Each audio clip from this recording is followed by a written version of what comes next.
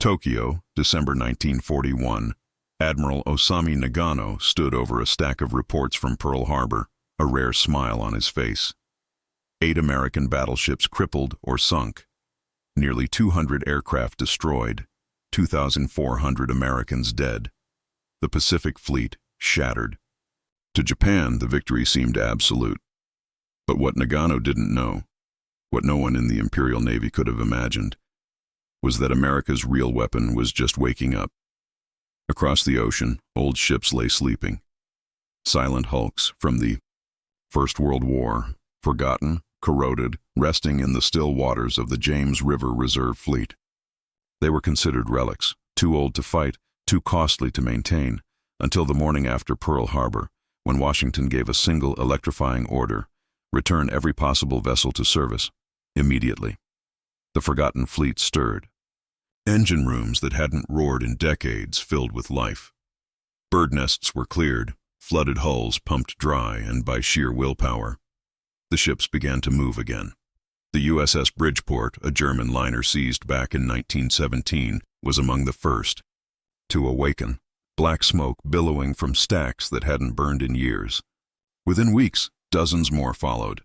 They weren't mighty battleships, but tankers, repair ships, and transports, the lifeblood of what would soon become the most unstoppable navy in history.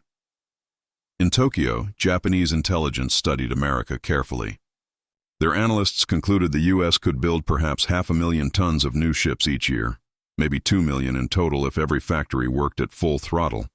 They calculated the numbers. They counted shipways, steel mills, workers.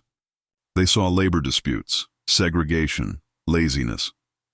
In their eyes, America was soft, a nation too divided and too inefficient for a long war, and that miscalculation would doom them. What the Japanese never understood was how fast a democracy could move when awakened. Overnight, the United States Maritime Commission transformed from a peacetime agency into the greatest industrial force the world had ever seen. Admiral Emery Land gave a simple command: build ships faster than they can be sunk. Shipyards across America roared into action.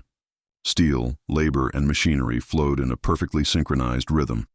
Then came the Liberty ships. They weren't beautiful, but they were fast, cheap, and effective. Based on a simple British design, these cargo ships were built for one purpose: speed of construction. The first, the SS Patrick Henry, took 244 days to complete. By 1942, that number dropped below 100.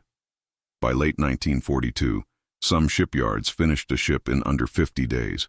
It was mass production on a scale no one believed possible, and behind it all stood a man who would change shipbuilding forever: Henry J. Kaiser wasn't a sailor. He built dams, not destroyers, but he brought with him revolutionary ideas. Break complex work into small, simple tasks. Train ordinary people to do one thing perfectly, and never let obstacles slow you down. When housing was short, he built cities. When workers got sick, he created his own healthcare system, Kaiser Permanente. When mothers had no one to care for their kids, he opened 24-hour nurseries. Every barrier was turned into an innovation. His Richmond yards produced over 700 ships, more than entire navies had in their fleets. The irony was staggering. The attack on Pearl Harbor, meant to cripple America, instead united it. Before December 7th, the U.S. was divided and weary of war. After it, every hand turned to labor, every factory to fire. Men worked double shifts. Women took up welding torches. Unions pledged no strikes. The sleeping giant was no longer asleep.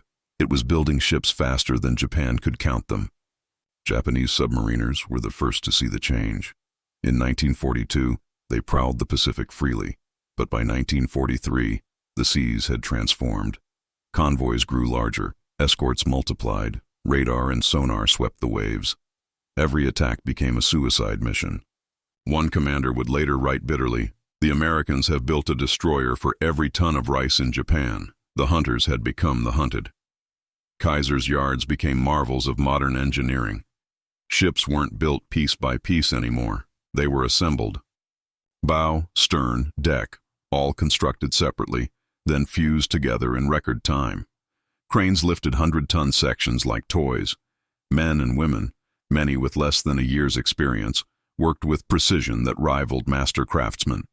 The industrial rhythm never stopped, day or night.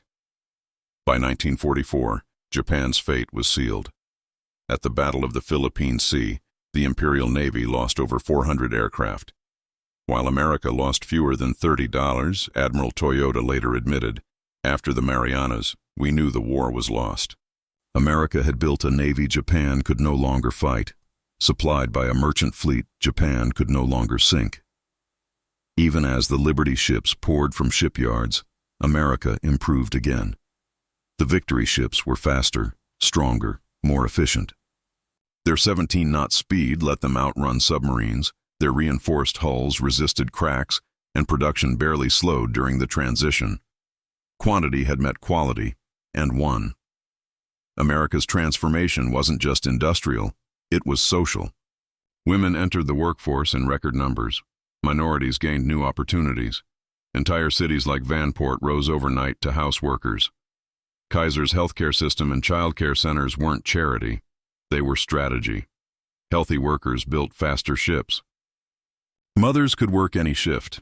Every human problem had an industrial solution. By 1945, the arithmetic was undeniable. America had produced over 5,000 merchant ships, totaling more than 50 million tons. Japan produced only a fraction of that. In a single month, U.S. shipyards built more vessels than Japan managed in an entire year. It wasn't just a war of weapons, it was a war of production. By the time atomic bombs fell, Japan was already beaten, not by fire, but by numbers. American industry had crushed its empire long before Hiroshima. Factories, not fleets, decided the war's outcome. The ships that rose from reserve fleets had turned a nation's despair into unstoppable momentum. After the war, Japan rebuilt, using the same industrial techniques that had once defeated it. Its shipyards embraced mass production, efficiency, and innovation, the very tools of its own destruction. The story of America's Ghost Fleet isn't just about ships. It's about what happens when a free nation unites with purpose. When democracy mobilizes, when industry becomes strategy, the battlefield changes forever. Those rusting ships, pulled from silence in 1941, carried more than cargo. They carried proof that courage isn't just found on the front lines, but in factories, foundries, and shipyards. They carried the will of a nation that refused to surrender, and they carried the lesson that in modern war, victory isn't just fought, it's built.